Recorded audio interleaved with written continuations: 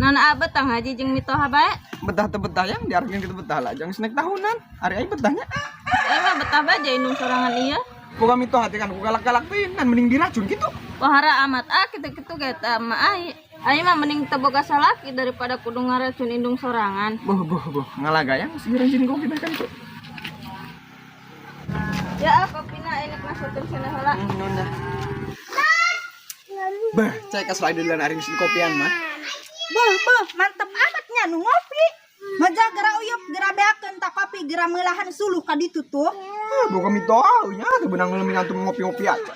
Garetek dong eta leumin antum ngadaweung hi. Daneng ya, sakitu dia hirup dengan duang daweung bae moal poe ge. Tapi hirup ieu nih kukumahan deui dimejeukeunkeun ku sorangan bae hirup ieu jabatur ge nu gawe bak bekadi sugihin teu sakalian. Anu digawe teu eureun-eureun ge hirupna kakurangan bae komo dia ngajedog bae moal poe. Pan si mah beak bakul kejo mitoha. Lumayan jeung meuli deran. Hehehe. Seuri lah ari nu duit mah. Tapi bohong. Hop berong.